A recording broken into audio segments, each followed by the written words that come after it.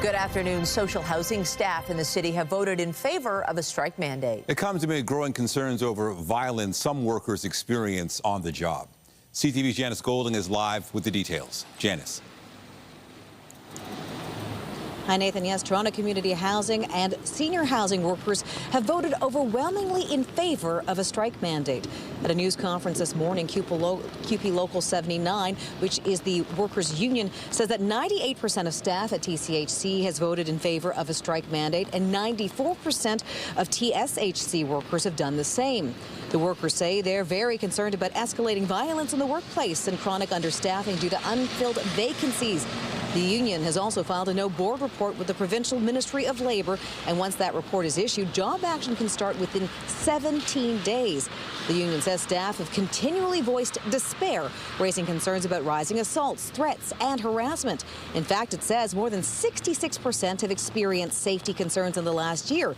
Despite that, the union says staff are operating in workplaces without proper safety precautions, like working security cameras, panic buttons, or reinforced windows.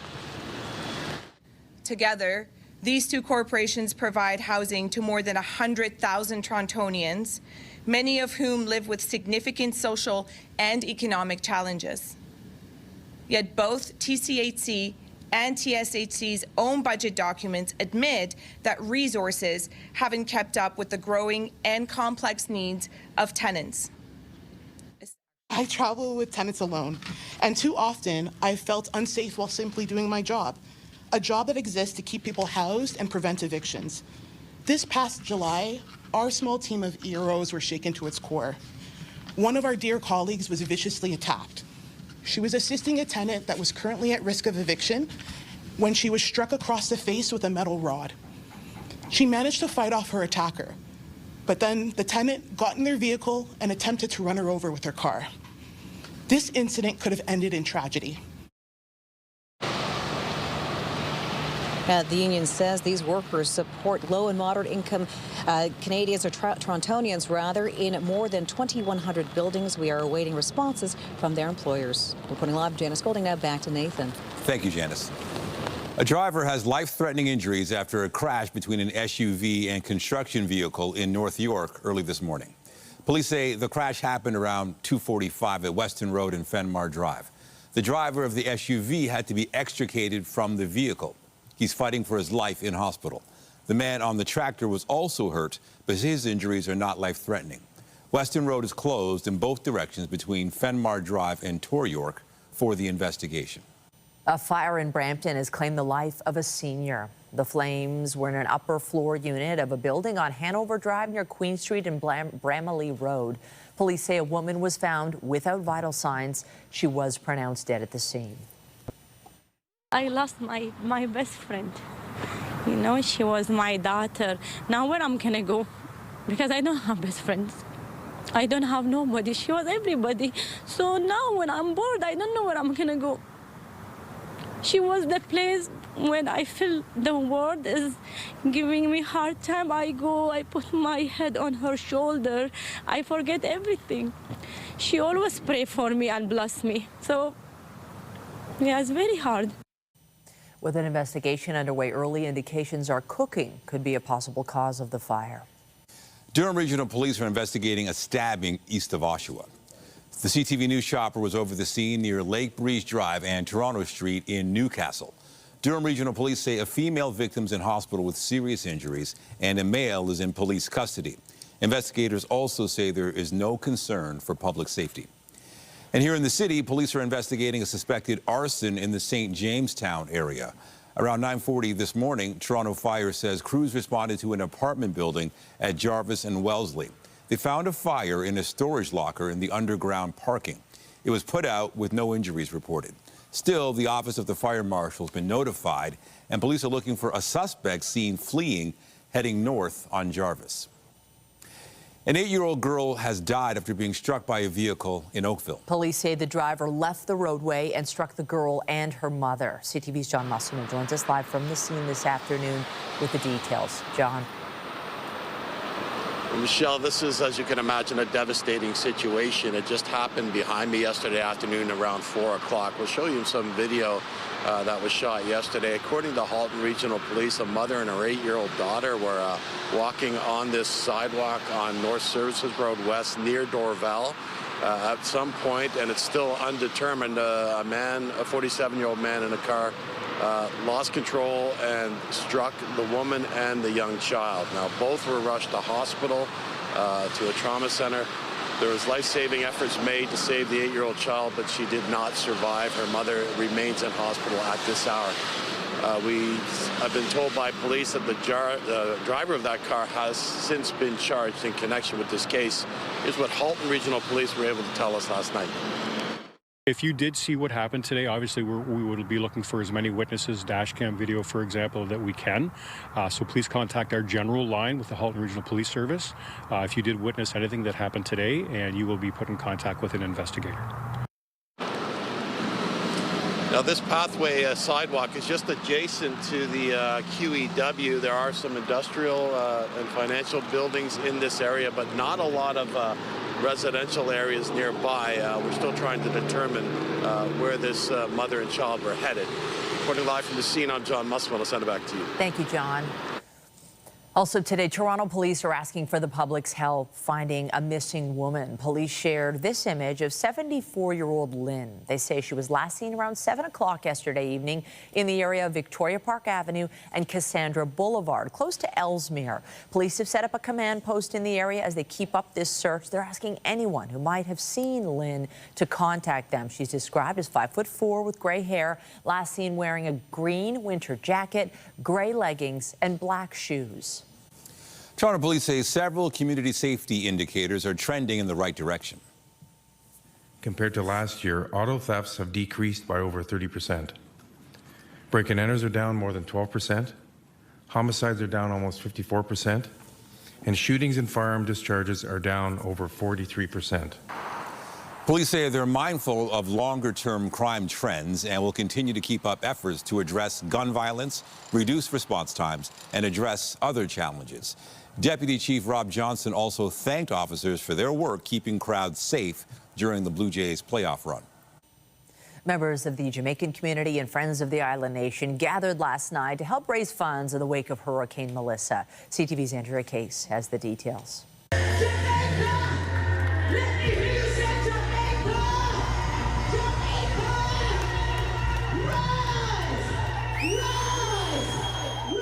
It was standing room only as hundreds of people gathered at the Jamaican Canadian Association on Arrow Road for the Hope for Jamaica concert.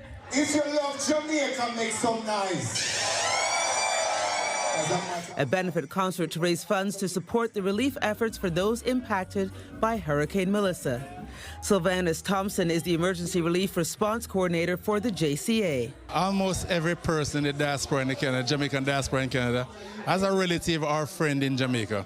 So it's very, very important that we come at this time to support our families and friends in Jamaica. And the outpouring of love and support is not just from the Jamaican diaspora in Canada. It's not just from the Caribbean or African diaspora. It's for everyone. They're here tonight to support the cause. Mayor Chow also offered her support. It's important for me to be here because my heart breaks when I saw the destruction that Hurricane Melissa have done to Jamaica. And the community is coming together to raise funds.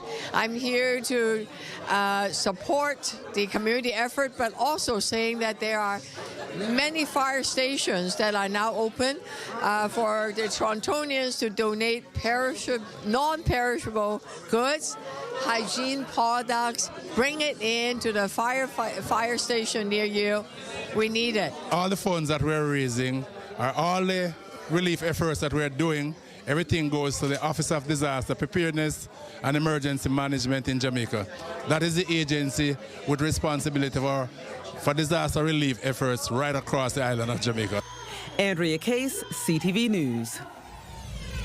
We have more news in a moment, but first, here's a live look at the city this afternoon. It is windy and cool on this Friday, a little bit wet, and there is possibly some snow, so bear that in mind if you have any outdoor plans this weekend.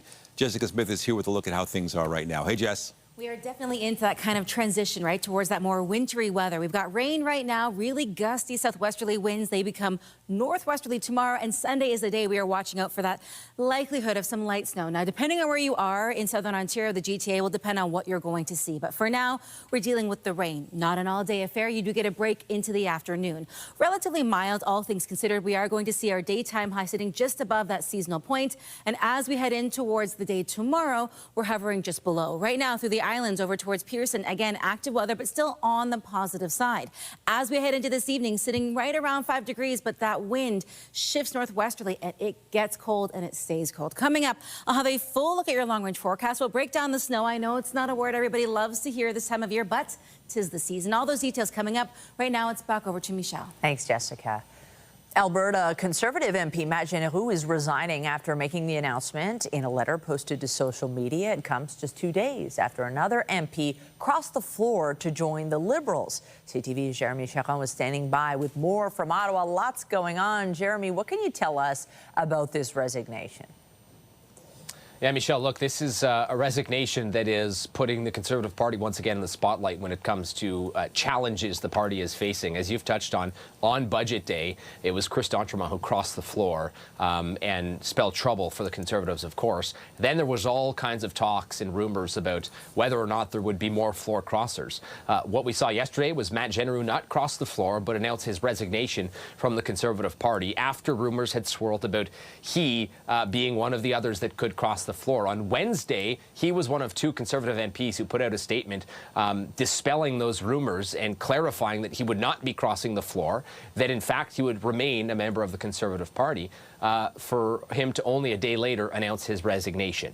Now, he and the party have said that he is resigning for his reasons. There was no, specific reasoning given really in his statement as to why he was leaving, other than, he was running to hopefully be part of a government that would provide change for Canadians, and his party didn't get the result they were hoping for in the election. Therefore, he is resigning. Now, Conservatives were reacting to this yesterday.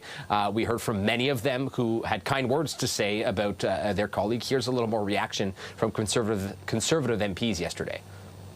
He was a good member of Parliament. He served Edmonton and Alberta well, and he was a valued member of our team, and he'll be missed. I understand he is he's at a point in his life where he's just ready to move on, and he's been an MP for over 10 years. He's been a good MP, a good solid MP, great teammate. He supports this party. He supports our caucus. We all wish him well. It's a sad day to see him go, but I am very happy for him and the choices that he's made.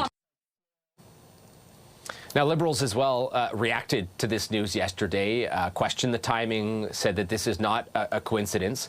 Late in the day yesterday, MP Jeneroux posted on his social media platforms that he wanted to clarify that he was not coerced into making this decision, and shared kind words about Conservative leader Pierre Poilievre. That's despite the fact that CTV News learned through sources and reported yesterday that sources had told us that as early as as recently as Wednesday, Jeneroux had met with a senior member of the Prime Minister's office, and that the understanding was that he would be crossing the floor. Sources close to Jeneroux confirm that Conservative Party officials made it clear to him that there would be consequences if he did so. And subsequently, that led to, on Wednesday, Mr. Jeneroux posting that he would not be crossing the floor, and then, of course, on Thursday announcing his resignation. So, the Conservatives deny that he was convinced or coerced into resigning rather than crossing the floor, but that is what we have learned from sources.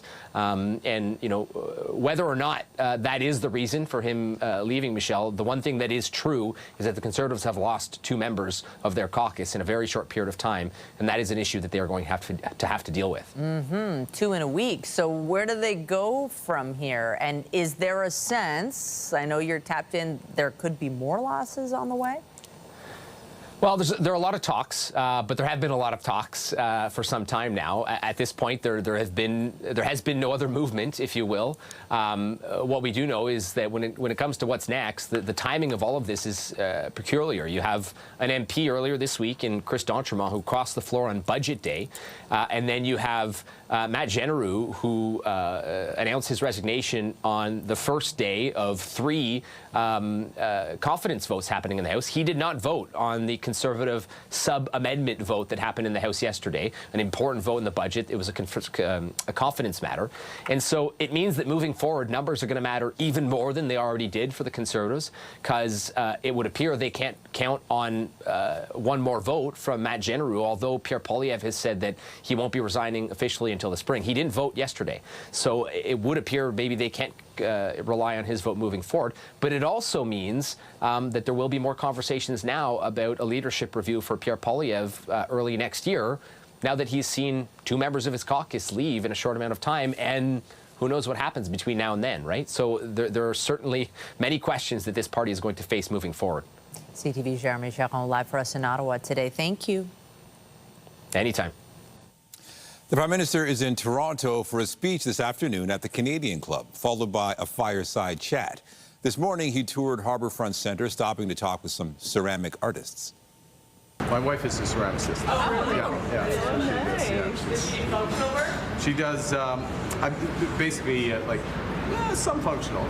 I mean, it's more and more, you know, it seems functional as a bowl or a vase or something, but it's really artistic. She's trying to get it, very, very fine. Yeah. She likes the fact that she gets to go away from me for long periods of time. Harbourfront Centre offers an opportunity to enjoy the arts, culture, learning, and recreation. Mark Carney's out selling this week's federal budget to Canadians, along with other members of the Liberal Party. The budget is expected to figure prominently in his address to the Canadian Club today. Meanwhile, the Canadian economy added 67,000 jobs last month, and that was good enough to drive the unemployment rate down 0.2 of a percentage point to 6.9%.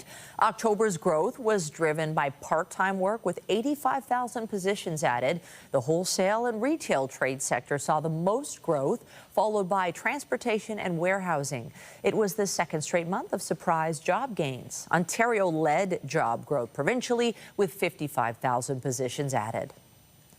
Travelers are facing cancellations and frustration in the U.S. as an order to reduce flights is now in effect. The Federal Transportation Secretary says they decided on cutting flights by 4% and gradually increased it after reviewing the number with the safety team. They said the safest way to do this is to get to 10%, to do a step approach, and do it. We're doing it 4%, and then as you see, 4 days later we do 2, 2 days later we do another 2, and then 2 days after that we're at 10%. They thought, from the safety team and the administrator, that was the best way to do this and the safest way to do this, which is why that's what we rolled out. The U.S. Federal Aviation Administration is delaying flights at 6 airports today to address air traffic staffing issues. At least 800 domestic or international flights were canceled this morning. The Federal Aviation Administration ordered the flight reductions as a response to the ongoing government shutdown, which has left air traffic controllers working without pay for more than 5 weeks. Meanwhile, new data shows the number of Canadians making multiple trips to the U.S. in the past year has fallen significantly compared to previous years. The Angus Reid Institute survey indicates 1 in 10 Canadians have made more than one trip to the U.S. in the past 12 months. That's down from 19% in 2023 and 21% in 2017. And a winter getaway to Arizona or Florida is no longer the choice it might have been before. 70% say they would be uncomfortable traveling south of the border this winter. Many describe new border requirements for long-term visits, such as fingerprinting and registration fees, as invasive. Tensions are running high at a British Columbia ostrich farm as the Canadian Food Inspection Agency moved in to cull hundreds of birds last night. You are allowing them to kill the antibodies for H5N1. Video sent to CTV News shows a tense scene as federal agents moved in. According to reports, more than 300 ostriches were herded into enclosures by agency workers in biohazard suits. The operation followed a Supreme Court decision earlier in the day, rejecting a final appeal from the farm's owners. The CFIA first ordered the call last December after a positive avian flu test. The case drew international attention and sparked protests over what critics called government overreach. A major class action lawsuit has been filed involving the streaming platform Spotify. It alleges millions of streams were artificially boosted and some artists benefited with inflated payouts. CTV's Adrian Gobriel has the details. You used to call me on my cell phone. For Canadian rap royalty Drake, Spotify has been his own hotline to bling, cashing in an estimated $350 million off the streaming service. And I know when that hotline bling. Though the scathing lawsuit alleges that Drake has profited off of a fraudulent streaming scheme. The lawsuit is against Spotify. Drake is not being sued, though his name appears in the suit 32 times. The allegations against him paint a roadmap of alleged fraud. Filed in a California district court, the suit states that Spotify knows or should know that music streams for a particular song have been artificially and fraudulently inflated through the use of bots. If we don't have strict rules and laws around streaming of music, we're going to see a lot of fabricated numbers. A Spotify spokesperson says the company in no way benefits from the industry-wide challenge of artificial streaming, going on to say they use best-in-class systems to combat it and safeguard artist payouts. It would benefit them a lot to exaggerate the amount of people that are using the streaming service. You hating on numbers untouchable, they got the data wrong. The lawsuit claims that over a 4-day period in 2024, at least 250,000 streams of Drake's song No Face originated in Turkey, but were falsely geomapped through the coordinated use of VPNs in the United Kingdom. In September, Drake became the first artist to reach 120 billion streams on Spotify. The platform pays out royalties through a stream share model where a pool of money is divided based on each artist's total streams. It's the smaller artists that are being affected the most. Requests for comment from Drake's representatives have so far gone unanswered. The lawsuit notes that while Drake is being used as an example, there are others. He doesn't stand alone. Adrian Gobriel, CTV News, Toronto. Bit of a soggy start to our Friday, but the good news is at least we get a break as we head into the afternoon and evening and into the day tomorrow. We are looking at a bit of active weather, so if you're making your way out this afternoon and into the day tomorrow, make sure you bring the umbrella with you. The showers do taper off as we head in towards the 6 o'clock hour, but the winds do not. If you're going to the Royal Agricultural Winter Fair, you'll need the umbrella. Into your Saturday, it's not too bad. A little sunshine to start the day, but the cloud cover rolls in and we are watching for snow. Coming up, I'll have a full look at your long-range forecast.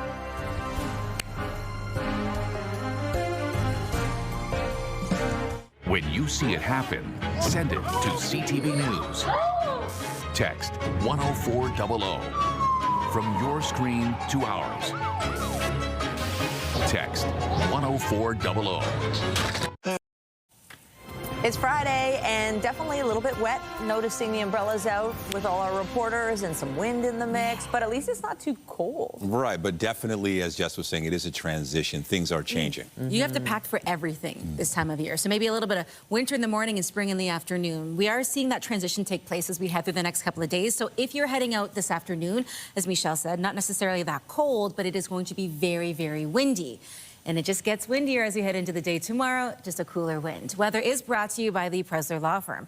Injury lawyers, you don't pay unless they win. Now, we've seen a few showers early on, but for the most part, the day started off dry, just windy. So beautiful if you're watching from inside, but a little cool if you're out there. The fall color's still very beautiful, but we're starting to see again, as these windy days come through and blow a lot of those leaves off the trees, that transition to more wintry weather is taking place as we speak. But the good news is at least it's relatively mild today, all things considered. Right now sitting at 8 degrees here in the city of Toronto, 10 through Windsor, but anywhere kind of north of Sudbury, they've already experienced that little bit of a cool down. We'll see that come through as we head in towards likely the end of our Saturday into our Sunday. We're sitting at 11 degrees for our daytime high, so still above seasonal. The same almost right across the board, the exception being our friends out in Bancroft. And the rain, not an all-day affair. It does end as we head into the afternoon, so a little bit of a break later on.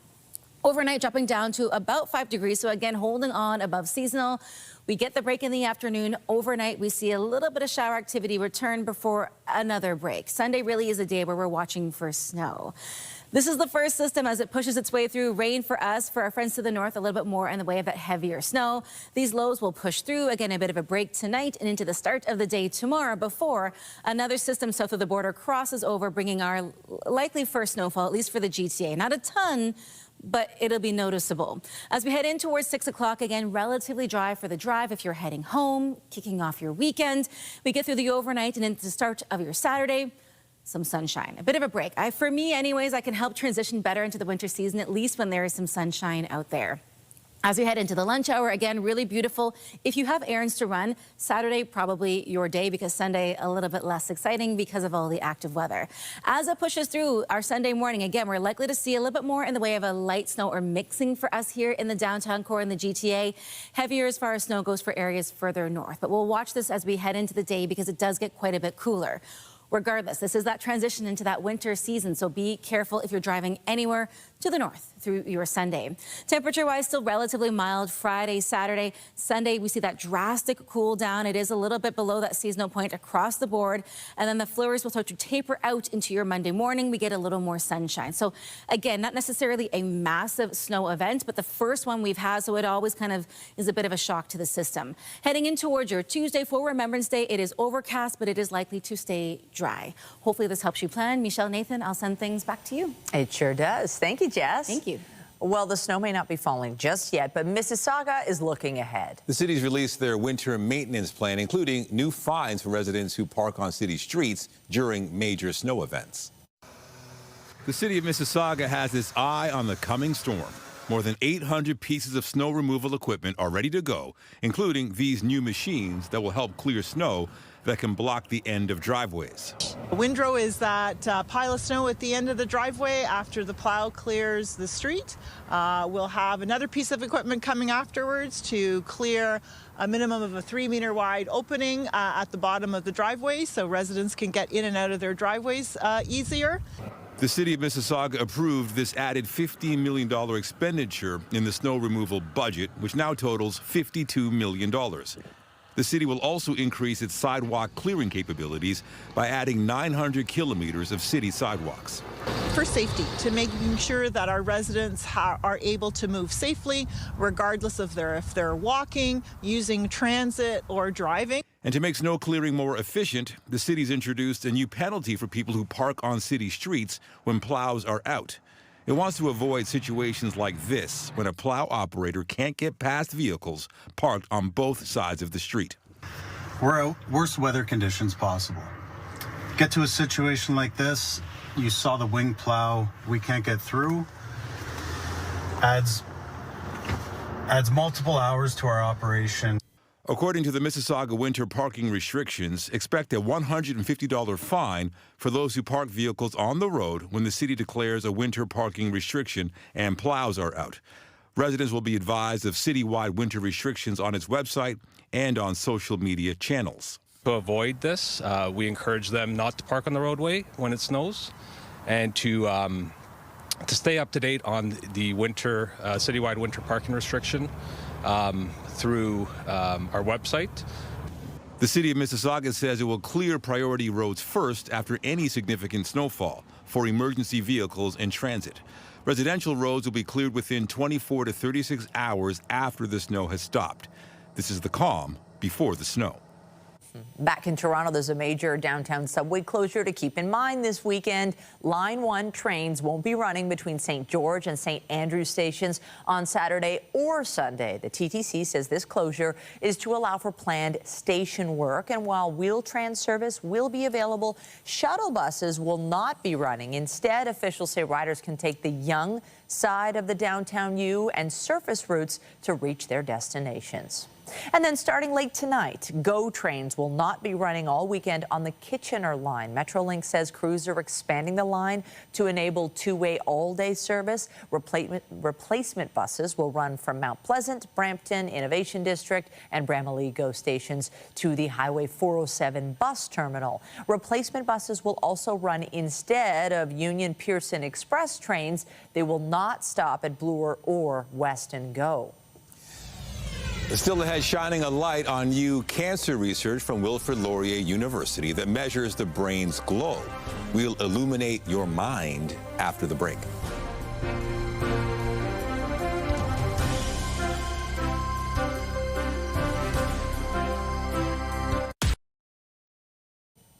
Well, did you know your brain has a glow? Wilfrid Laurier University researchers have built a helmet that measures our brain's billions of cells, which give off light. And as CTV's Spencer Turcott tells us, they can use those light emissions to detect and diagnose cancer in its earliest stages. We put gel into each of these 19 electrodes. It looks like a mad science experiment. So it just sits snugly on top. And it kind of is, but this mad science has the potential to save lives. The general gap that we have in cancer detection is that we're completely reliant on biomolecules, genes, and physical constructs. Wilfrid Laurier Assistant Professor Narosha Murugan is the brains behind the quest to find another way to detect the disease.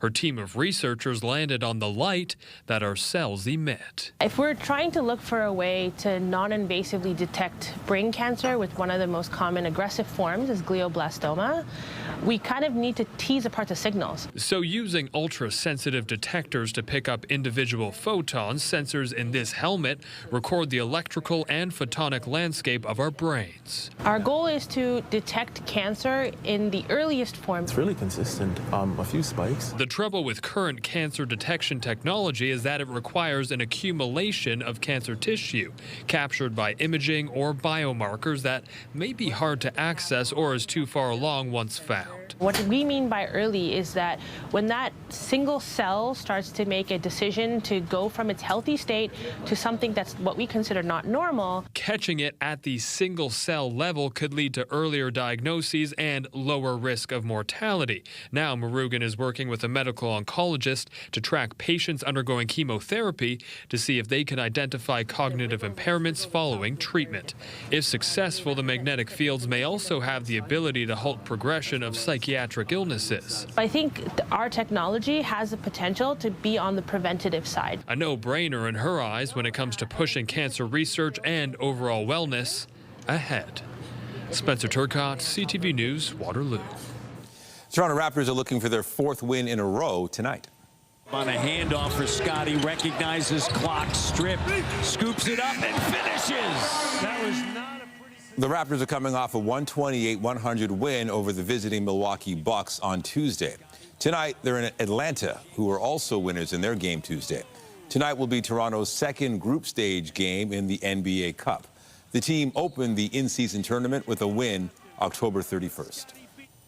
To the Blue Jays in that painful Game 7 World Series loss. Still hurts, doesn't it? And top brass took time to unpack the season with the media. As CTV Sean Leathon reports, they were both reflecting on the past season and looking ahead to the next one. Days after the World Series ended, the Rogers Centre sits still. Some packing done for the off-season, with small pieces of confetti remaining on the field from a celebration fans didn't want to see.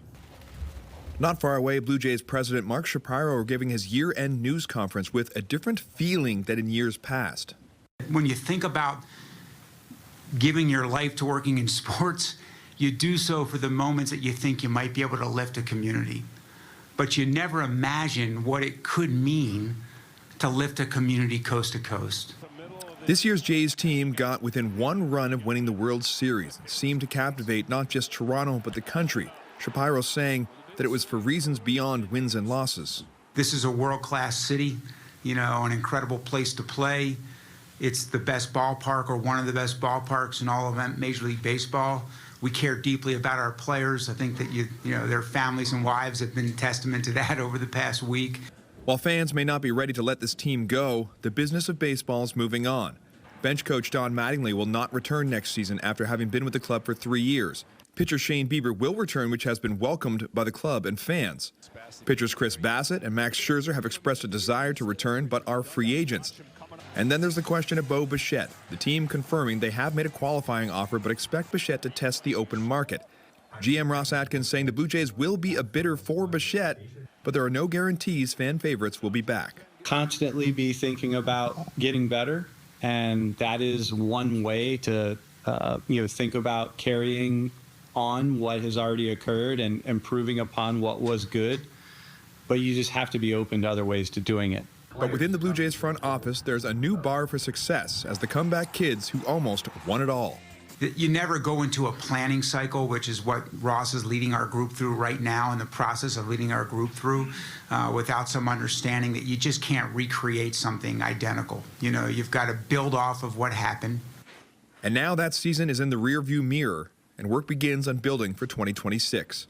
Sean Leathong, CTV News. Mayor Olivia Chow and other dignitaries were on hand today as they officially kicked off the Royal Agricultural Winter Fair at Exhibition Place. It is the largest indoor agriculture and horse show in the world. Okay, I'm talking about in the world, not just in Canada.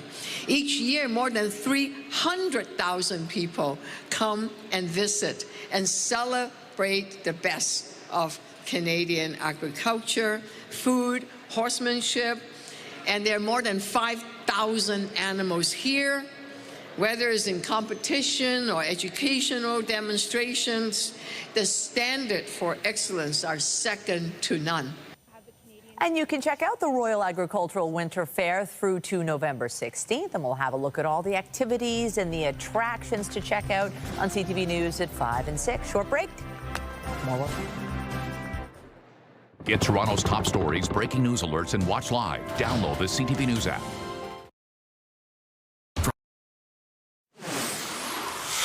All right, Prime Minister Mark Carney is in Toronto today, speaking at the Canadian Club. Let's listen in. In that thing. I'd also like to thank Colleen Kennedy and the Canadian Club team for getting this together, hosting us.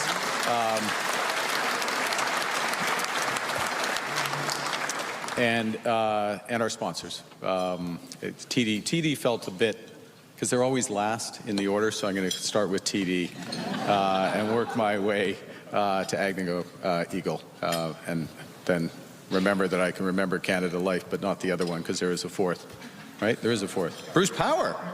Bruce Power. Who could forget about Bruce Power? Well, Bruce Power is going to come up, at least implicitly in this speech.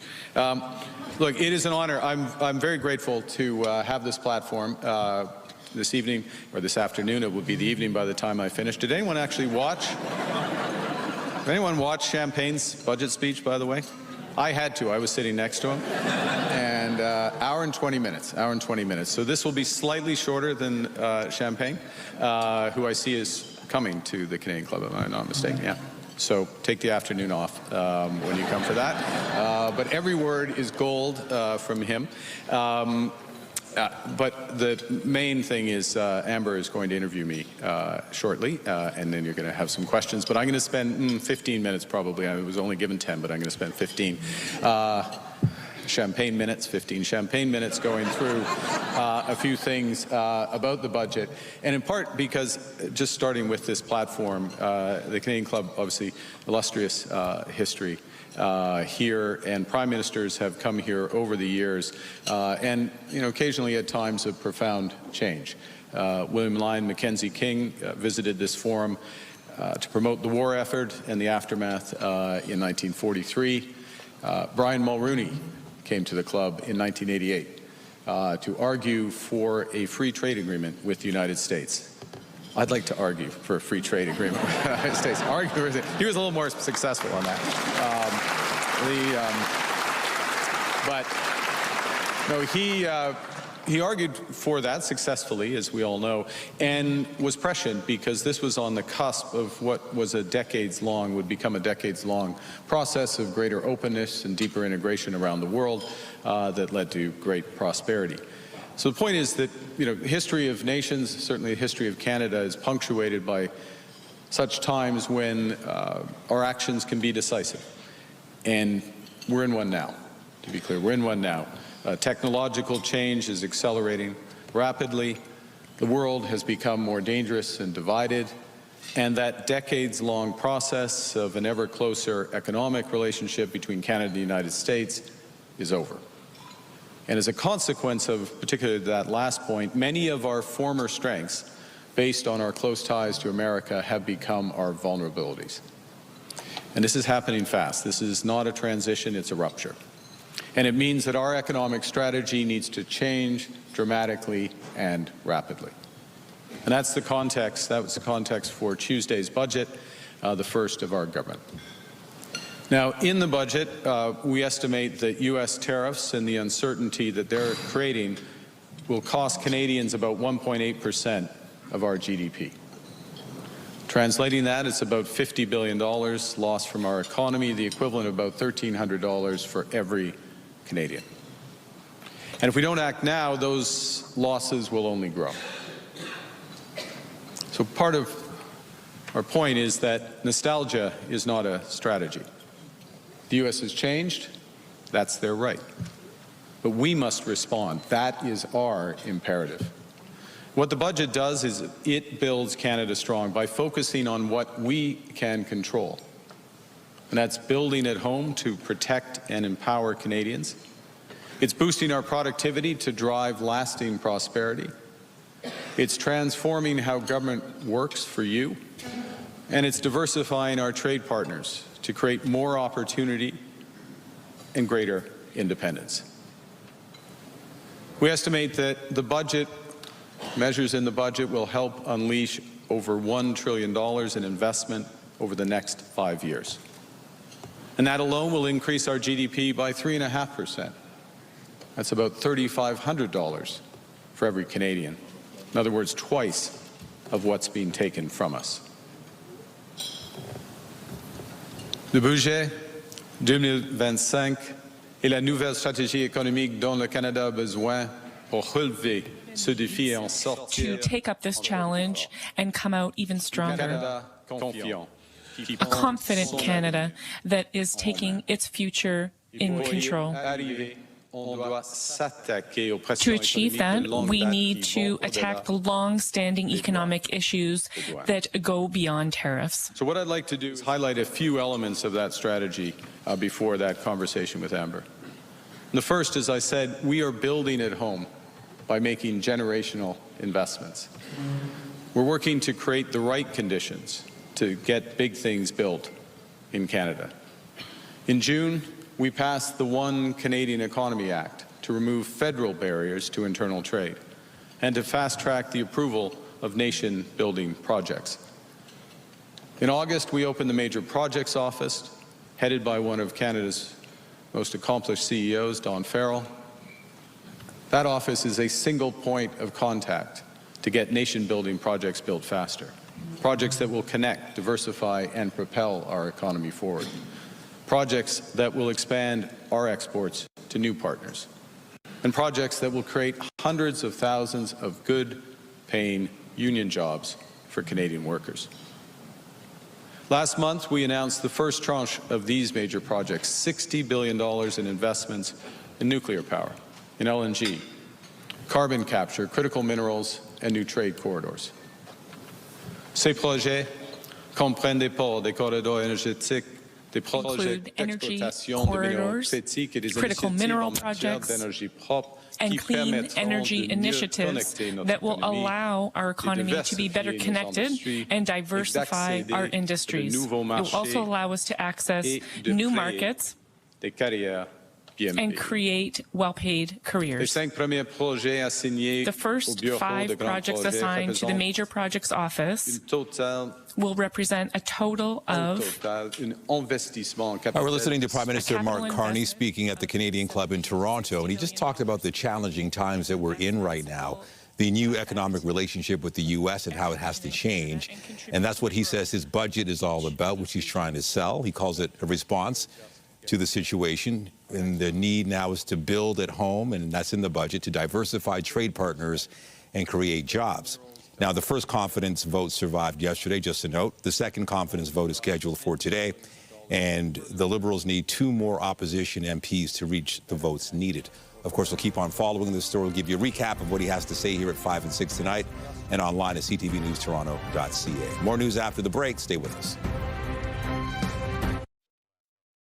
The city has announced that Cavalcade of Lights is returning later this month. 5, 4, 3, 2, 1. Woohoo! The annual event featuring music, skating, and holiday cheer will kick off at Nathan Phillips Square on November 29th and run until January 7th. More than 300,000 LED lights will illuminate the tree starting November 12th, marking the beginning of the holiday season. And residents can also take part in the New Year's skating party on January 4th. Organizers say this year's cavalcade embraces the themes of illumination, cross-cultural celebration, and winter activity. What a tree! Another sign that, you know, winter's coming. Snow's coming. So I've been told. It's feeling cold these days. It is, and I feel like we had such a warm start to the fall season, and it feels like that transition happened so quickly, but this is just very seasonal for this time of year. Gusty today, gusty tomorrow, but the difference is we're watching for the rain that we have to transition into snow. Different systems, but nonetheless, it's going to be a little messy start to finish throughout the weekend. Seeing showers right now that taper off this afternoon, still quite mild, sitting at 8 degrees here in the city, 10 through Windsor, the same in Niagara and Kingston. Now, as we head into the day tomorrow, some sunshine to start. Again, a little messy through the overnight and into your Sunday, but hey, it's almost winter. All right, sounds good. Thank you, Jess. And that is CTV News at noon. Remember, you can get Toronto's breaking news all day long on CP24 and at ctvnewstoronto.ca. For Jessica Smith and all of us here, have a pleasant afternoon. I'm Michelle Dubé. And I'm Nathan Downer. Be sure to join us later for CTV News at 5 and 6. Have a great day.